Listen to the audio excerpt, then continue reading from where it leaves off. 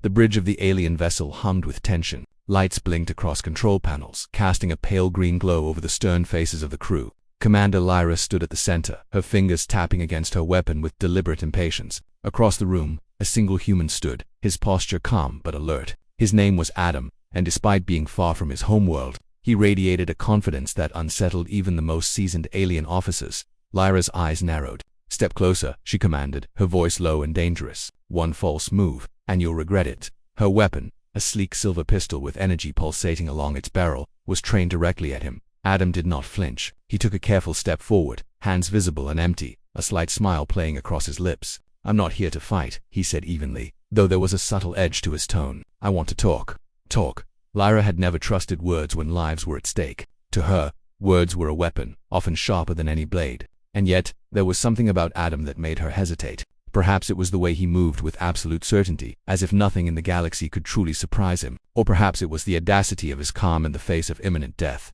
"I don't negotiate with intruders," Lyra said, tightening her grip on her weapon, "especially ones that brought the signal of surrender from your people." Adam's gaze did not waver. "I didn't bring a signal of surrender. I came to stop a war before it begins." Lyra's laugh was bitter, almost dismissive. A human, telling a commander of the Talric fleet how to wage war. "You have no idea what you've walked into." "I know exactly what I've walked into," Adam said, stepping closer again. Each movement was measured, deliberate, and with every inch he closed, the energy in the room seemed to shift. The aliens around Lyra stiffened, instinctively backing away from the human. There was something about him that disrupted their usual chain of command, an unseen force that made even the strongest Telric soldiers hesitate. "You think your human cunning can save you here?" Lyra's voice rose, threatening now, almost a snarl. "You are outnumbered, outgunned, and alone. One wrong step." Adam's hand shot out, and in a blink, he was disarming her, taking her weapon and holding it loosely at his side. The crew gasped. Lyra froze, staring at him in disbelief. He didn't shove her, didn't push her to the floor. He simply removed the threat without unnecessary violence. "You underestimated me," he said quietly. "I'm not just a human, Commander. I'm a human who refuses to be ruled by fear." Lyra's grip on her anger tightened. "Do you know what you've done? You've just defied centuries of Talric protocol." "I know," Adam replied, "and I also know that protocol has led you to the edge of war with my people for reasons that could have been avoided with a simple conversation." The bridge fell silent, the only sound the faint hum of the vessel's engines. Lyra's mind raced. Every scenario she had calculated assumed force would be met with force. Humans were known to be reckless, emotional, but this was something else. This was courage, yes, but also something she couldn't name, something that unsettled her in ways combat had never done. "What is it you want?" she asked finally, her voice lower, wary. "Peace," Adam said, his eyes steady. "I want you to hear me out before more lives are lost. Your fleet doesn't need to destroy mine to prove strength, and mine doesn't need to retaliate to prove resilience." Lyra snorted. "Resilience? Humans are fragile. You think a few words can change that?" Adam shook his head slowly. "Not words, actions, and sometimes actions are louder than weapons." Lyra studied him, her eyes narrowing, calculating. There was something undeniably human about his bravery, the way he refused to bow under threat. He wasn't just standing there to survive. He was standing there to change the outcome, to challenge her instincts, her assumptions, her very training. And for the first time, Lyra felt a strange curiosity of hesitation that could have cost her everything if misjudged. "Show me," she said finally. "If you're so confident, prove it. Show me that your way can work."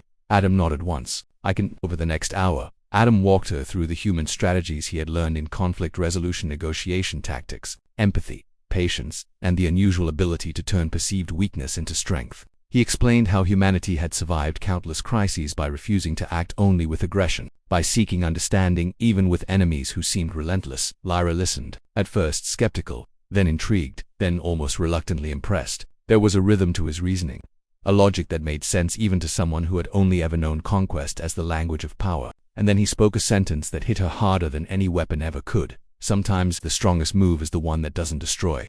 It was a concept she had never considered. In Talric culture, strength was shown through dominance, through control, through force. Compassion was seen as weakness, negotiation as hesitation. But watching this human, seeing the way his resolve commanded respect without threats or violence, Lyra felt a shift deep within herself, a questioning of everything she had been taught to believe. She looked at him, really looked at him, and for the first time in her life, she felt a dangerous mixture of doubt and possibility. "You truly believe this will work?" she asked, voice softer now, almost uncertain.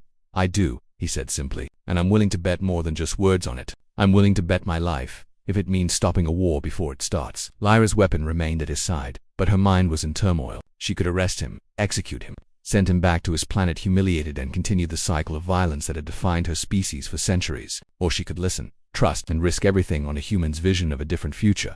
Then something unexpected happened. The Talric crew, who had been tense and ready for battle, began to shift. Some lowered their weapons, uncertain. Others whispered among themselves, glances exchanged that carried an unspoken question. Could this human be right? Lyra's gaze hardened. One step out of line and you're finished, she warned. But her voice lacked the conviction it had before. There was a hesitation there that even she could not ignore.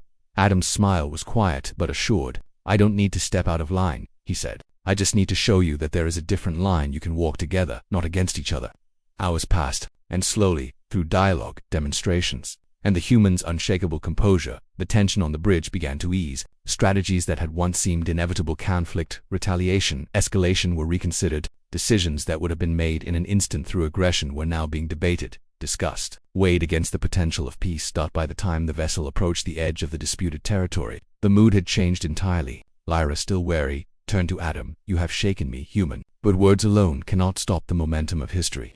Adam tilted his head, calm, resolute. Then let our actions do the speaking.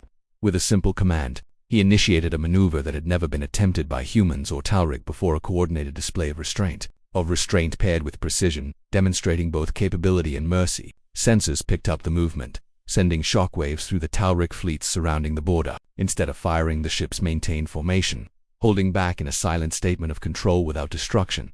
Lyra watched in stunned disbelief as the enemy fleets, expecting aggression, faltered. Confusion spread through their ranks, and then, without a single shot being fired, the potential war ended, not in fire but in awe, in hesitation, in the realization that humans, and one very bold human, could redefine strength entirely.